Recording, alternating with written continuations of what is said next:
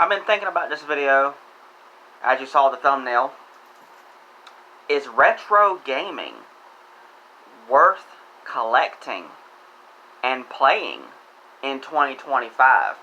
I'm Auckland. If you enjoy my content, please hit the subscribe button, like button also, share with friends if you don't mind. Also, please comment, ask me a question, or comment in general. I'll do my best to answer them. Also, if you don't mind, hit the notification bell down below and you will be notified when I go live or upload another video. If you want to become a fan of me, Auckland, then subscribe to the channel and you will become a fan. I hope so. I really do. Since I got it on top, I got here the Ratchet & Clank Quest for Booty for PS3. It's an import release, and it's the physical copy of the game. You can download it, but since the PS3 is region free, and physical games are better, so there you go. I think I'm going to start off with the Sega Genesis, my childhood. I played the Genesis so much as a child, especially certain games I just played so much with was Rocket Knight Adventures. This is not my original copy, but that's besides the point. You got this clamshell case, you got a full colored manual, and the game itself is all right there. You don't have to worry about connecting to the internet. You don't have to worry about DLC or anything like that. The whole game is right there. I don't have a picture, but I probably could find one if I really searched one up, maybe. A picture of me sitting down at a retro TV and playing that game with the Genesis controller. The buttons are so clicky. It's so nice. It feels great in the hands when you play it. And it's a wired controller. And sometimes that wired controller is fantastic and amazing. Much better than a wireless controller. And it's like, what? No, you got to be joking me. A wireless controller is so much better. Well, sometimes a wireless controller can have connective problems or internal battery problems and stuff like that. It can happen. And then with a plug-and-play controller, yeah, the buttons can get stuck and stuff, but you don't have to worry about batteries or anything like that. You just plug it up into the controller, plug it up into the console, and ready to go.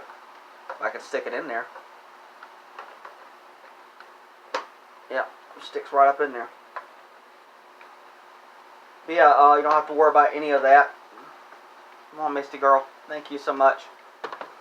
But yeah, retro consoles are definitely worth collecting, in my opinion, in 2025. For any type of games. It's mainly like NES, Super Nintendo, Genesis, PlayStation 1, PS2, PS3, GameCube, OG Xbox. Wii, I think, is technically retro now. And stuff like that. And Xbox 360 and all that stuff. I got here my favorite GameCube because it's black. I really like black. I got a purple one too. I don't have a blue one. I really like blue also. My two favorite colors is blue and black. But so yeah, that's my favorite one. It's got some problems and stuff. So yeah, there is some pros and cons to retro gaming, because what I got going on with my GameCube right now is the laser needs to be replaced. And it works, but it also don't work. So I got to replace the laser and it reads the disc. And before I can do any serious gaming on it, I got to get the laser replaced. So yeah, that is a con with retro gaming. But the pro is I don't have to connect to an internet. I don't have to worry about being able to stream the game directly off of the internet. I can just play it and stuff like that. But the cons is the hardware can break down and parts have to be replaced. And then your games, the disc-based games, can get scratched and stuff like that. It can happen. even with the Blu-ray disc, the Blu-ray disc can get scratched and all that stuff, and so scratches can affect the games and stuff like that. So that's another con. But my opinion, the pros outweigh the con, because you don't have to be connected to the internet. You can just play the game after you pop it in, and it reads the disc and all that, or reads the cartridge after you pop it in. I got the fat PS2 as it's classified as. This is not my original, but that's besides the point. But it's such an amazing console. I can play my PlayStation 1 games on here and my PS2. And back in the day, what caused this system to sell so well is not just playing games, but playing movies. This was a DVD player. So you could go to Blockbuster, rent a movie if you have a PS2, and you can do gaming off of it and take a break from gaming and pop a DVD in and watch a movie off of this. It's like, boosh, mind blown. I mean, you can play PS1, PS2, and play your movies on it. So, it's so cool. Very cool. That's what, in my opinion, I believe helped to sell the PlayStation 2 so well. And then you got the original PlayStation 1. I got this for $5 at the flea market, I believe. It's got some problems here and there, but it works. There's nothing wrong with it internally. Everything works about it. There were stickers all over it, and I got them off the best I can, but you still can see the residue and the leftover of the stickers, but I cleaned it off the best I could. I don't know what I can use to really clean it without getting it damaged. I don't know. But, yeah. Decided to get down one of my PlayStation 1 collector's editions that I have for the Spyro trilogy. So you got the first game, second game, and the third one, and the third game as well. In a slip cover. It's really nice stuff. Jewel cases for the games, and you open it up, you got the disc there, and you got the manual there and stuff too. Oh, manuals nowadays in games, I'm telling you what, it's so sad to see.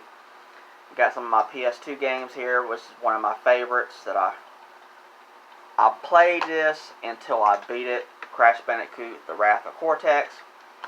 In my opinion, I've talked about this before, in my opinion, this was Crash Bandicoot 4. Until we got It's About Time, which is actually the fourth game, but way before that one came out, in my opinion, this was Crash Bandicoot 4. It played a lot like the original trilogy, and it added new mechanics to it, but overall the graphics and the character design of Crash was exactly like the original trilogy. This game is very expensive. I got this at Walmart. I was very lucky to be able to pick this up. So cool.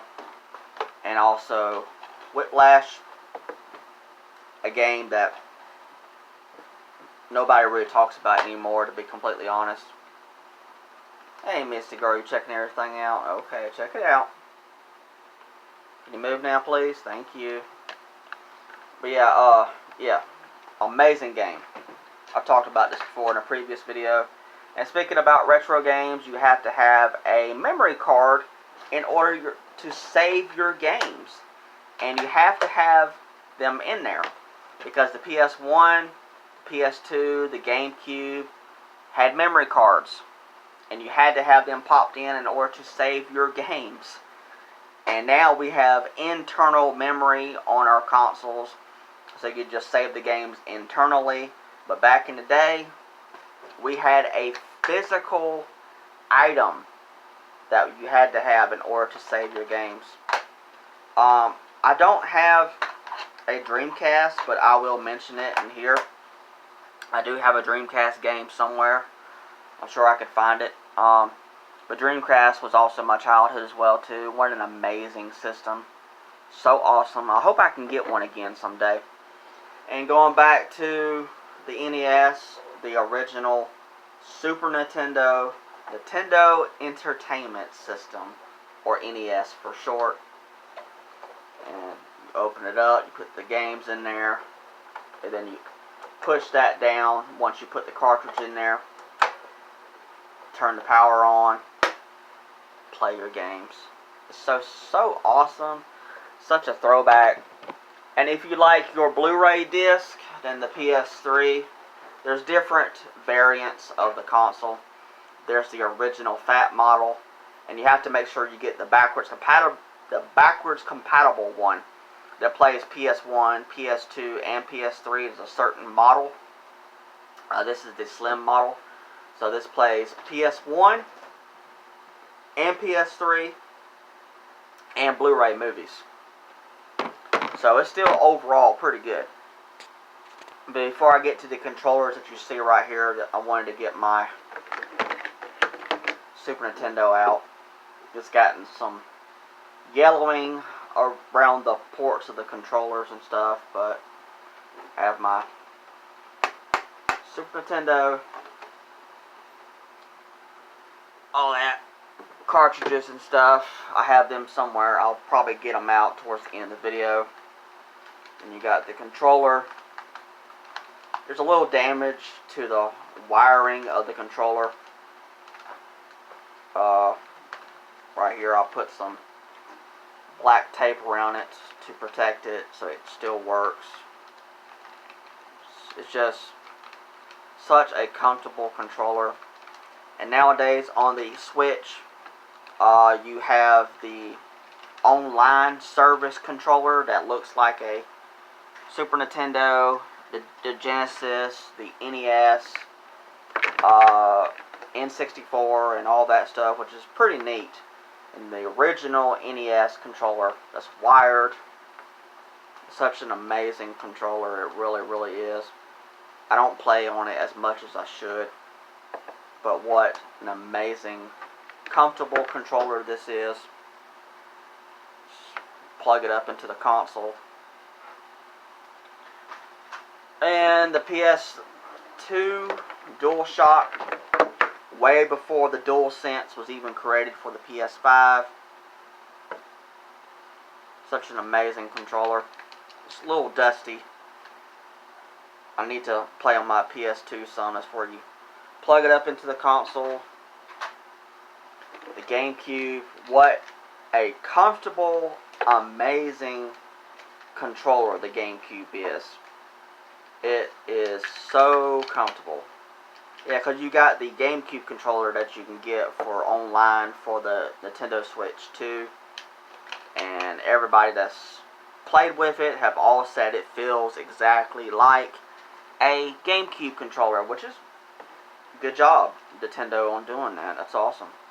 But I have the original GameCube controller, so which is really nice, and I don't have to have that online one, even though that's pretty neat, and it's wireless too. Like the Wavebird GameCube controller, which was wireless back in the day, and now this new one is wireless as well too. This is the original PlayStation. Not the very first one, because the very first original PlayStation controller didn't have thumbsticks. It was just, these were missing, and then that was the controller. And then this version came out a little bit later. So I don't have the original controller. And this is my DualShock 3 from my PS3. It's really had it. It's ready to retire, as you can see. All the sides and stuff are eaten up from playing. This needs to be retired very soon. Alright, I'll see if I can find out some of my games and stuff, and I'll soon end the video. Got a few of my NES games. Of course, I picked up Mario because why not? So this is the NES physical game that we had back in the day. And of course, Super Mario Brothers 2. Such a different kind of game, but still good though. And an amazing one as well too, is Mario Brothers 3. And of course, you can play all these games on the NSO on Nintendo Switch. But these are the physical versions. You don't have to worry about the internet. You don't have to worry about paying a subscription service. The whole game is right there. And as long as you take care of these physical games, you can continue to play them. As long as you take care of them. So there you go. Then you got Lion King, such a hard game on the Super Nintendo. So hard. Aladdin. And then I got Jungle Book, which you can get a Nintendo Switch collection physically, and it has all 3 of these games included, which I do want to pick that up. I got the one with Lion King and Aladdin. I don't have the one with Jungle Book. I do want to pick up the Jungle Book version to replace the one that I have at some point. And I also got the N64, not the console itself. I'm hoping to get one again someday.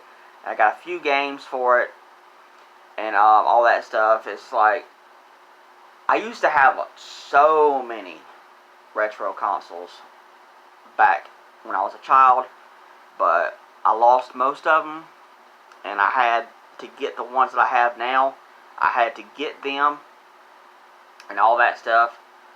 So, life happens, you know, life happens, but, so it's the pros and cons and all that stuff, and is retro gaming worth being played in 2025 and collecting for and all that stuff? In my opinion, yes it is. Just take care of your stuff so your disc won't get scratched and all that stuff, and just make sure, mainly also, that your house doesn't get too hot, because the games can sweat. And there's also a thing called disc rot. That happens, that can affect the game, and when that happens, the game is gone. There's nothing that you can do. So that is a con. But the pros overall, just take care of your stuff, and everything will work fine. And plus, you don't have to be connected to the internet. You don't have to pay no subscription service in order to play these games. So when your internet goes out, you can continue to play these games. You don't have to wait until the internet comes back on. You don't have to wait until the service boots back up and pick the game that you were playing. You don't have to do all that. You can just continue to play the game as long as the power's on, you know. But yeah, pros and cons and all that stuff. And in my opinion, yes, it is worth it, in my opinion. It's definitely worth doing, in my opinion, even if you've never experienced it before. I think it's worth experiencing, trying out the original hardware. It's just so much fun playing with the original hardware and having that experience, hooking up to an old TV. I have one that I use mainly. Hope you can see it right here. That's the one that I use for my NES, PlayStation, PS2, Genesis, and all that stuff. GameCube, I hook all that stuff up to that TV, and they look amazing. Yeah, so you have to have the right kind of retro TV in order to play them on it. But, you know, those are pretty cheap. You can find them out in the wild, but sometimes a store might charge a little bit of money for a retro TV, because retro is a thing when it comes to gaming, and it can be quite expensive. But overall, it's more pros over cons for collecting and playing retro gaming in 2025. I hope you enjoyed this video. Please let me know down in the comments about anything that you can want to talk about in the comments. Do y'all have any of these? Did y'all grow up with any of this stuff like I did? I would love to know. And hopefully someday I can get me a N64 and a Dreamcast and all that back like I used to have. Alright, thanks so much. Hope you enjoyed it. Alright, bye.